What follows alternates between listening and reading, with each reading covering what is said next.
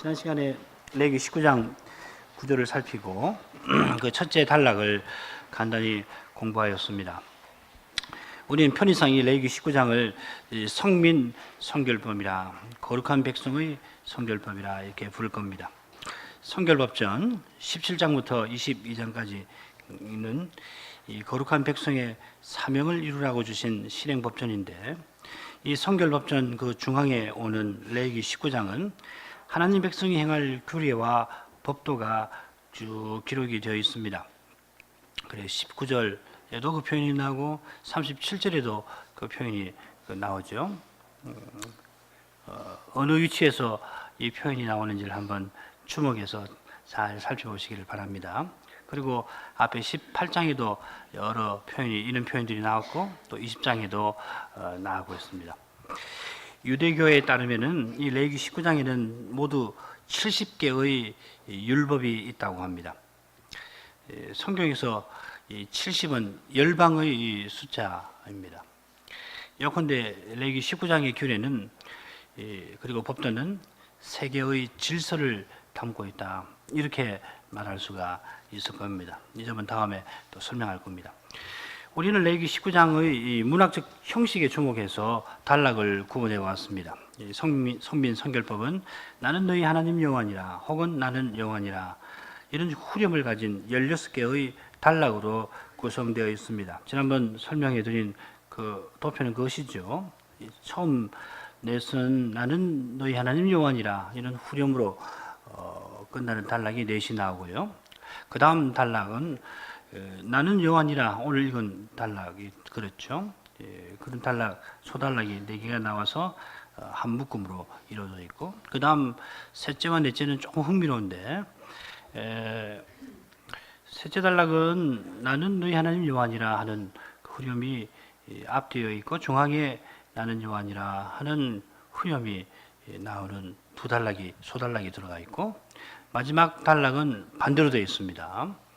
그렇게 해서 나는 여호와니라, 그리고 끝에도 나는 여호와니라, 그 중앙에 두 소단락은 나는 너희 하나님 여호와니라 이렇게 되어 있습니다. 상당히 의도적으로 문학적 형식을 사용하고 있지 않습니까? 그 의도가 뭔가 우리가 생각을 해봐야 할 겁니다. 어떤 후렴으로 되어 있는가에 따라서 그 내용이 딱 무엇이라고 정해지는 것은 아닌 듯해요. 그렇지만은 앞으로 우리가 발견하게 되리라고 믿는데, 적어도 4개의 단락, 1, 2, 3, 4 단락은 각각 서로 구별되는 내용을 형성하는 듯합니다. 가령 우리 지난 시간 공부한 제1단락에서는 율법의 강령 중에서 하나님 사랑에 관한 내용이 주조를 이루면서 이웃사랑이 은근히 제시되는 반면에, 제2단락으로 가면은 반대로 이웃사랑이 전면에 두드러지면서 동시에 하나님 사랑이 넌지시 언급되는 그런 식입니다. 그처럼 율법의 강령인 하나님 사랑과 이웃 사랑이 제3단락, 제4단락에 가도 계속해서 등장하는데, 3단락, 4단락에 가면 조금 더 구체적인 방식으로 제시가 됩니다. 그러면 그 더 구체적인 그 방식이 뭔가, 그걸 한번 다음 공부하실 때 생각을 해오시기를 바랍니다. 뭐가 더 구체적이라고 말할 수 있는가? 그러니까 레위기 19장은 딱딱한 율법이 아니라 제게는 음악 같아요. 마치 무슨 위대한 교향곡 같은 그런 느낌을 줍니다. 이것은 성민 성결법의 큰 윤곽에 해당될 텐데, 이 윤곽은 소단락의 내용을 살핀 뒤에 제대로 그려지리라 생각합니다. 우리가 이미 공부했습니다만은 자꾸 공부하면은 훨씬 더 그 그림이 더 크고 또 상세하게 그려질 텐데, 그 그림은 참으로 명화 중에 명화일 겁니다. 하나님 나라를 그려내는 것이니까 오죽하겠어요. 우리는 이어서 제1단락에 나오는 처음 4개의 소단락을 간단히 살펴봤습니다. 첫째 소단락은 이 성결법전의 목적이 무엇인가 하는 것을 잘 보여주고 있습니다. 그 목적은 하나님을 본받는 겁니다. 하나님의 거룩하심을 본받는 겁니다. 하나님을 본받는 것이나 하나님의 거룩하심을 본받는 것이나 같죠. 하나님은 거룩하신 분이고, 하나님은 하나님의 하나님 되시면 거룩하십니다, 이렇게 표현할 수 있으니까요. 자, 이건 레위기 전체의 주제이고 성경 전체의 주제이기도 합니다. 둘째, 셋째 소달락에서는 언약 백성이 이 고귀한 목적을 이루려고 할 때 이 힘써야 할 바는 뭐고 주의해야 할 바는 뭔가가 잘 드러나 있습니다. 거룩하신 하나님을 본받으려면 부모를 공경하고 안식일을 거룩히 지켜야 합니다. 그처럼 헛것인 우상으로 향하거나 자기를 위해서 우상 숭배하는 일은 철저히 멀리해야 합니다. 마지막 넷째 소달락은 제사제도와 희년제도를 대표하는 규정들을 통해서 이 고귀한 목적을 실천적으로 실현할 수 있는 길이 무엇인가를 제시하고 있습니다. 이건 뭐 굉장한 그 예라고 할 수 있습니다. 하나 예를 딱 제시해서 이 전체 개개의 율법을 어떤 식으로 이해할 것인가를 모범적으로 보여주는 것이라 할 수 있습니다. 하나님과 거룩한 교통에 나갈 때 이웃사랑이 가득한 거룩한 사회가 세워진다 하는 것이죠. 자, 이렇게 본다면은 둘째, 셋째, 넷째 소달락은 일종의 교차 대칭적인 구조를 보여준다 하겠습니다. 그 밑에 이 도표를 한번 보시죠. 제1소달락은 이 언약의 목표를 제시하고 있습니다. 내가 거룩하니 너희도 거룩하라. 나는 너에게 하나님이 되고 너희는 내게 백성이 되리라. 그것이죠. 그 다음 제2소달락 둘, 그 다음에 제3소달락 둘, 제4달락 이 둘인데 서로가 내용이 서로 대칭이 됩니다. 부모를 공경하라, 이웃사랑이지요.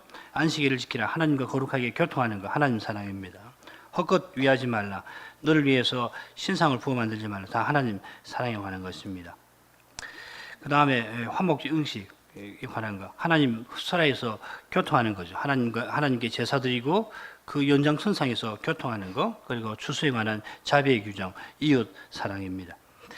이렇게 분석해도 좋다면은 뭐 가히 틀린 분석이라고 생각하지 않습니다만은 이렇게 분석해도 좋다면은 첫째 단락은 시내산 언약의 전체 내용을 요약된 형태로 제시하고 있다, 이렇게 말해도 과언이 아닐 겁니다. 이거 딱 외우고 있으면 돼요. 있으면은 시내산 언약의 전모가 무엇인가 하는 것을 알 수가 있다는 겁니다. 하나님과 거룩한 사귐에 이르는 일이 있어야 거룩한 사회가 세워지고 하나님을 전심으로 사랑하는 곳에서만 참된 이웃사랑이 나타납니다. 거기서 창조의 목적이 실현됩니다. 자, 이만큼 복습을 하고 그러면 오늘 우리 낭독한 둘째 단락을 간단히 살펴보겠습니다. 이 둘째 단락에서는 네 개의 소단락이 모두 나는 여호와니라 하는 표현으로 끝나고 있습니다. 제1단락 이 하나님의 거룩하심과 하나님과의 거룩한 교통에 관한 내용이 주조를 이룬다면은 여기서는 이웃사랑이 주조가 됩니다. 말하자면은 교양곡에 제1주제가 있고 제2주제가 있는데 말하자면 제1주제는 하나님 사랑이고 제2주제는 이웃사랑이죠. 여기서는 이웃사랑이라는 주조가 될 겁니다. 먼저 제5소단락에는 8, 9계명에 관련된 내용이 나오는데 동시에 3계명이 끝에 넌저시 제시되고 있습니다. 11절 제가 읽고 12절 여러분 읽어주십시오. 너희는 도둑질하지 말며 속이지 말며 서로 거짓말하지 말며.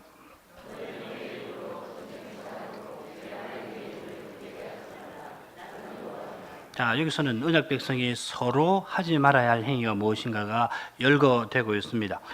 지금 한글 개역 성경에 따르면 서로라고 말이 마지막에 셋째 금령 서로 거짓말하지 말라 거기 딱 붙어 있습니다만은 이 도둑질하지 말라는 금령이나 그리고 속이지 말라는 금령에도 이 서로라고 하는 말을 붙여서 해석해도 무방합니다. 이 서로라고 하는 표현은 동료간이라고 하는 뜻입니다. 이 동료라고 할 때는 이 법적으로 서로 대등한 당사자, 그러니까 하나님이 다스리시는 나라에서 대등한 백성으로 사는 그 관계를 보여주는 표현이 될 겁니다. 말씀드린 대로 제5소단락은 8, 9계명과 관련된 명령들이 나오죠. 8계명 도둑질하지 말라, 9계명 내 이웃에게 거짓 증거하지 말라 하는 명령인데 도둑질이나 속이는 일은 레위기 성결법전에서 다루는 세 가지 주제, 음식, 인륜관계, 하나님의 거룩하심 중에 처음 두 가지와 관련될 겁니다. 잠언의 지혜자가 이렇게 간구합니다. 제가 7절 여러분 8절 보십시오. 내가 두 가지 일을 주께 구하였사오니 나의 죽기 전에 주시옵소서.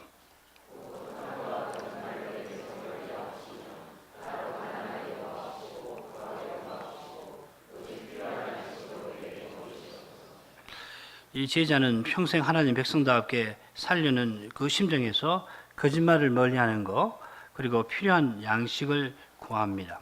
아주 간단하게 보인 듯 하지만은 실은 인생의 전곡을 깨뚫는 지휘자의 기도입니다. 먹을 것과 입을 것이 있으면 족한 줄로 알고서 하나님 말씀을 조차 진리를 말하는 사람이 참으로 신자입니다. 디모데전서 6장 1절부터 12절을 쭉 이런 관점에서 읽으시면은 잘 이해가 되실 겁니다. 그런데 여기 허탄이라는 말도 있습니다만은 이 7절, 8절 앞에 뒤에 아주 의미심장한 말이 나옵니다. 이 말씀 앞에는 하나님 말씀에 자기 말을 더하여 거짓말을 하는 자가 되어 하나님께 책망받을까 두렵다 하는 말씀이 나오고 8절 이어서 9절에는 잘 아시는 대로 내가 부에서 하나님을 모른다 할까, 내가 가난해서 도둑질해서 하나님을 욕되게 할까 두렵다 하는 말씀이 나옵니다. 지혜자의 짧지만 그 적절한 그 기도는 어디서 나왔냐면은 하나님을 경외하고 하나님을 섬기는 그 심정에서 나온 겁니다. 그처럼 제5소달락에서도 8계명, 9계명과 관련된 금령이 열거되는데 그 끝에 하나님의 이름을 욕되게 하지 말라 하는 내용이 붙어 있습니다. 잠언의 지혜자는 이런 율법을 잘 아시는 분이고 그의 지혜는 이 율법에서 하나님 경외하는 법을 배운 데서 나왔을 겁니다. 제5소달락의 이런 구조는 우리가 복습한 제1단락의 그 제4단락과 제4소달락과 비슷합니다. 그 소자 넣어 주십시오.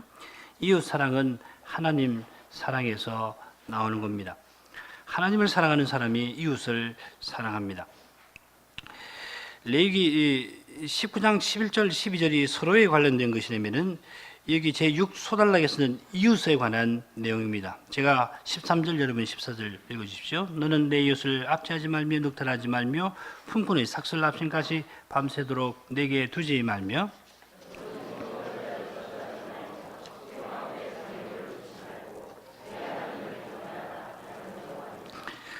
제 소달락은 이웃 중에서도 특별히 법적으로 취약한 이웃을 다루고 있습니다. 앞에서는 법적으로 대등한 당사자에 관한 것이라면 여기서는 특별히 법적으로 취약한 이웃입니다. 압제당하는 이웃, 남의 밭에 가서 일해서 겨우 품삯을 받아 사는 이웃, 신체적으로 장애가 있는 그런 이웃들을 특별히 사랑하라 하는 말씀입니다. 우리가 레위기 25장에 가서 안식년과 희년의 제도에서 잘 배우게 되겠습니다마는 이스라엘이 거룩한 사회로 서나가도록 하나님께서는 가난한 백성, 힘없는 백성을 특별히 돌보십니다. 그래서 언약 백성 중에 무슨 연유로 해서 빚을 져서 그 연유는 뭐 언급이 되어 있지 않습니다. 하여튼 어떤 연유든지 빚을 져서 하나님이 주신 기업의 땅을 팔기도 하고 심지어 남의 집 하인이 되었으면은 안식년에 빚을 탕감해 주라고 그러고 그래서 종살이에서 풀어주게 하셨고 또 희년에는 판 땅마저 돌려주라고 하셨습니다. 물론 친척이 힘을 내어서 대신 빚을 갚아줄 수 있으면 그렇게 하라 하였습니다. 그러니까 뭐 빚을 빌려줄 때 이자 받는 거 받지 말라고 하셨죠. 잘 아시는 대로 보아스가 이 법을 순종하지 않았습니까? 그래서 모압에서 돌아온 힘없는 두 여인 나오미와 룻이 이스라엘 나라에서 먹을 것을 얻었을 뿐만 아니라 언약 백성으로서 소명을 이루며 살 수 있게 되지 않았습니까? 이런 거룩하고 아름다운 사회를 이루도록 여기서는 이스라엘 백성이 믿지 아니하는 열방처럼 힘없는 백성을 압제하고 우월한 지위를 악용해서 연약한 백성을 괴롭히며 고귀한 사람의 인격을 멸시하는 태도로 장애인을 희롱하는 일을 금합니다. 우리 청소년들 아무도 그렇게 하는 사람 없으리라고 믿어요. 이건 실로 나쁜 겁니다. 장애인을 희롱하는 것은 그건 있을 수 없는 일이에요. 언약 백성이라도 스스로는 타락한 죄인이기 때문에 하나님께서는 엄숙한 명령을 내리시는 것입니다. 이 세상은 약육 강식의 세계로 변하기 십상인데 사실 약육 강식의 세상이라고 그러잖아요. 아예 세상이 그렇게 말하고 있지 않습니까? 정글의 법칙, 요즘에 많이 듣는 말이 정글의 법칙인데 그게 바꿔 말하면 약육 강식의 세계란 말 아니에요.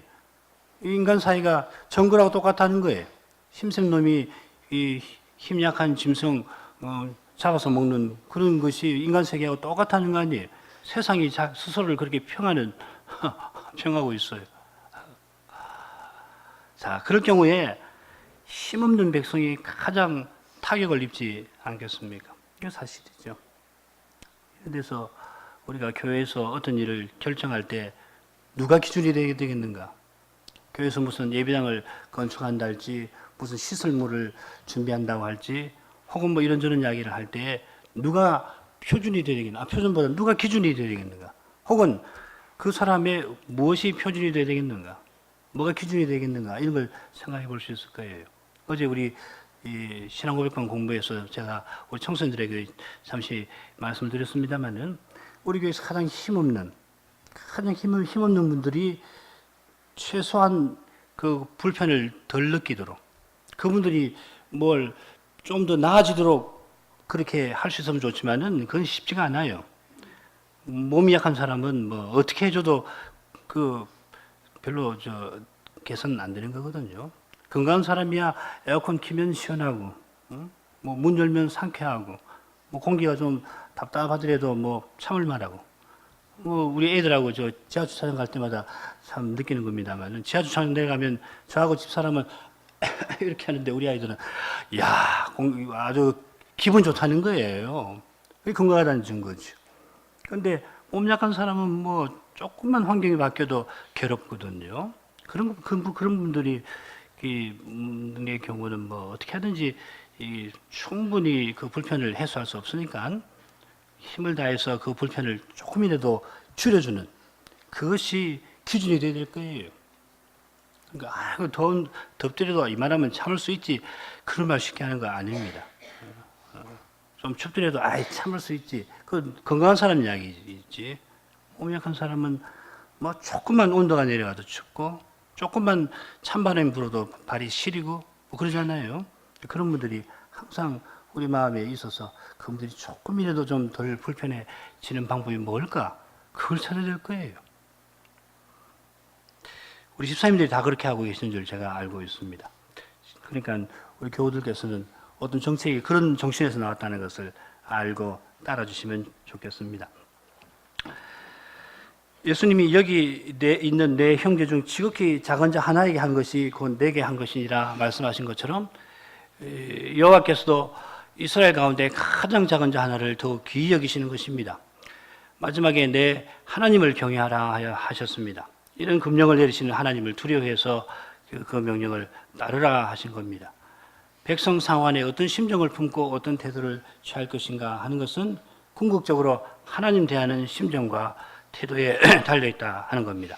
이웃사랑은 하나님 사랑에서 나옵니다. 자, 7소달락으로 가죠. 재판장의 공의에 관한 문제입니다. 제15절, 16절 읽어주시죠. 너희는 재판할 때 불의를 행치 말며 가난한 자의 편을 들지 말며 세력 있는 자라고 두어하지 말고 공의로 사람을 재판할지며.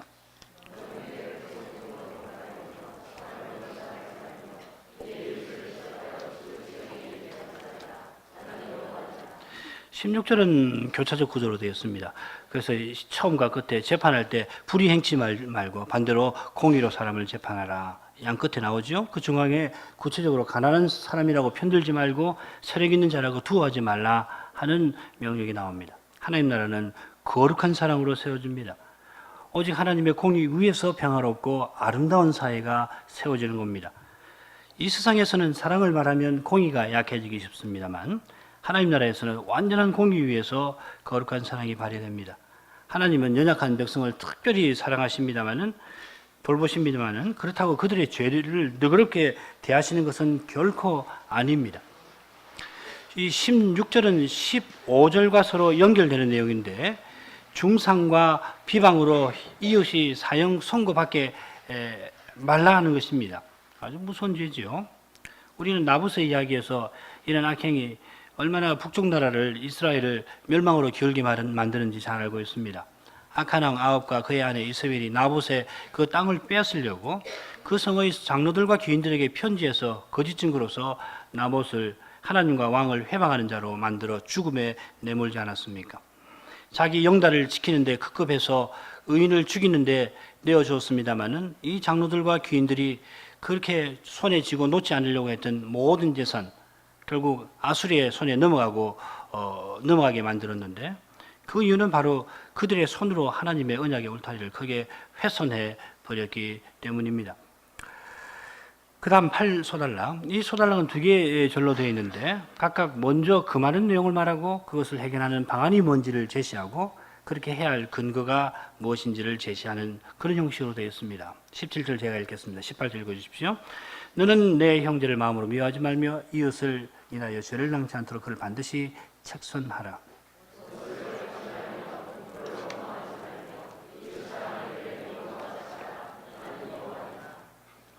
이 17절에서는 형제를 마음으로 미워하지 말라고 금하고 그것을 해결하는 방법은 이웃을 책선하는 것이며 그렇게 해야 할 이유는 이웃을 인하여 자기가 죄를 당치 않기 위함이라 말씀하십니다. 18절에서는 원수 갚지 말라 하는 금령이 나오고 원수 갚지 말라 혹은 원망하지 말라. 그리고 그것을 바로잡는 방법은 이웃을 자기 몸처럼 사랑하는 것이고 그렇게 해야 할 이유는 여호와 하나님 때문이다 하였습니다. 내 형제를 마음으로 미워하지 말아라 하는 것은 이 형제가 죄를 범했기 때문일 겁니다. 공연히 사람을 미워하는 경우도 있겠습니다만은 그것보다는 형제가 죄를 범해서 미움이 생긴 거예요. 어떤 사람은 공연히 형제를 미워하기도 합니다만은 여기서는 그것보다는 형제가 죄를 범하니까 특별히 자기에게 죄를 범하니까 미운 마음이 든 겁니다. 그러면서도 겉으로는 그런 내색을 하지 않고 그러나 속으로 보복하려고 하는 것을 가리킵니다. 우리는 압살롬이 배다른 형제 암논의 행한 일을 잘 알고 있죠. 배다른 형제 암논이 자기 누이 다말을 욕보였을 때 압살롬이 바로 이런 태도를 취하였습니다. 압살롬이 그 누이 다말을 암논이 욕되게 하였으므로 저를 미워하여 시비간에 말하지 아니하니. 이게 지금 레위기 19장 17절에서 말하는 그런 정황입니다. 이 형제를 마음으로 미워하지 말아라. 압살롬은 하나님 말씀을 좇아 암논의 죄를 바로잡고 이 책선하라는 말이 그 말이죠. 개인적으로 하라는 말도 되지만은 여기 책선하라는 말은 공개적으로 그 죄를 바로 잡는 것도 포함하는 겁니다. 암논은 하나님 말씀을 좇아서 압살롬은 암논의 죄를 하나님 말씀을 좇아서 바로잡고 그로 하여금 회개하도록 했어야 합니다만은 그를 책선하지 않고 2년 후에 술수를 사용해서 그에게 철저히 보복합니다. 그 내용 잘 아시죠? 결국 압살롬은 암논 못지않게 큰 죄를 범하게 됩니다. 암논만 죽인 게 아니죠. 결국 압살롬의 이 죄로 말미암아서 다윗 왕국의 후기가 어떤 식으로 전개되었는가 여러분 그 이야기 잘 알고 계실 겁니다. 18절 말씀은 이런 배경에서 이해할 수 있습니다. 사람 사는 세상에서는 원수 갚거나 원망하는 일이 비재합니다.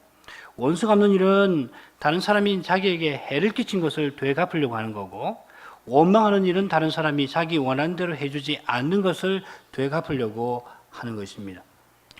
라피 문헌을 찾아보니까 이 원망하지 말라고 하는 명령 관련해서 이런 이야기가 나옵니다. 한 사람이 이웃에게 하루 와서 나 좀 빌려주시오 합니다. 그런데 그 나 빌리러 온 사람이 누구냐면은 전에 그 사람에게 자기가 도끼를 빌려달라고 그랬는데 도끼를 빌려주지 않아갖고서 늘 괘씸해하던 바로 그 사람이 하루는 자기한테 낫을 빌려달라고 온 겁니다. 그랬더니 이 사람이 낫 빌리러 온 사람들은 여기 있으니 가져가시오. 이렇게 하고 하면 난 좋은데 그 다음에 나는 도끼 빌려주지 않는 그대와는 다른 사람이요. 그렇게 했다는 겁니다. 라피 문헌에서는 이런 것도 원망하는 것이다. 이렇게 설명하고 있습니다. 이 하나님의 계시가 있으니까 유대교에서 이런 통찰이 있는 거죠. 그러니까 원수 갚는 마음이나 이 원망을 하는 마음이나 이 결국 같은 거예요. 자기가 무슨 권리나 자격이 있다고 생각하면은 누구든지 어떤 지위에 있는가, 위치에 있는가에 따라서 원수를 갚기도 하고 원망하기도 할 것입니다. 이게 타락한 사람입니다. 여호와께서는 우리 인생의 이런 연약함을 잘 아시고 근본적인 처방책을 제시하십니다. 그것은 내 이웃을 내 몸과 같이 사랑하라 하신 것입니다. 우리 주님은 하나님 사랑과 더불어 이웃 사랑을 온 율법에 강령히 하셨습니다. 또한 사람이 친구를 위해서 목숨을 버리면 이보다 더 큰 사랑이 없다고 하셨습니다. 주님이 친히 그 모범을 보이시고 주님 안에서 우리도 그와 같은 사랑을 행할 수 있도록 하시는 것입니다. 그처럼 여호와께서는 이웃 사랑을 명하시면서 그 근거가 여호와 자신에게 있다 하십니다. 나는 여호와니라. 이 말씀은 장차 여호와 하나님이 친히 사람 되셔서 이웃 사랑의 계명을 이루실 것을 말씀하시는 거고 우리도 그 계명을 쫓아 살게 하실 것 그것을 염두에 두고 하시는 말씀이라 믿습니다.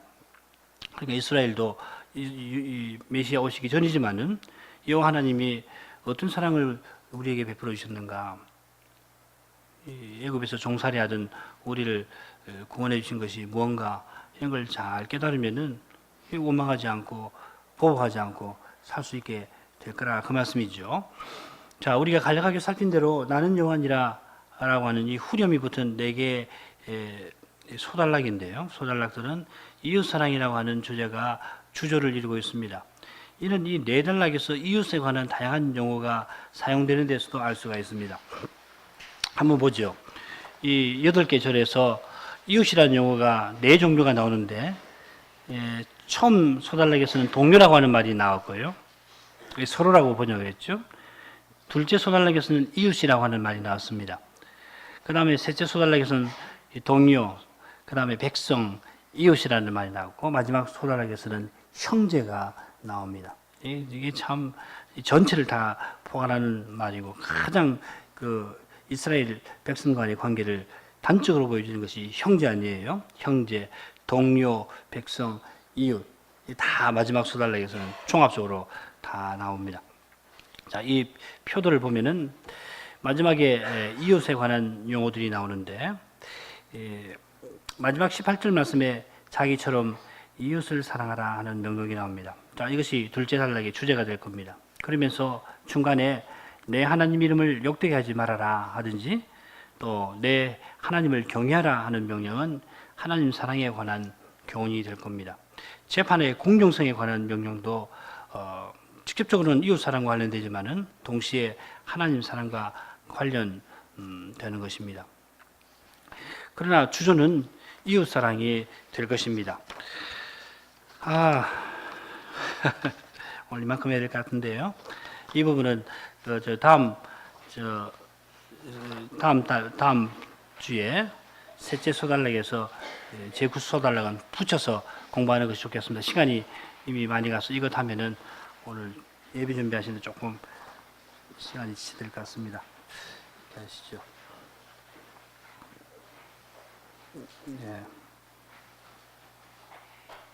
네, 이만큼 하죠. 같이 기도하십시다.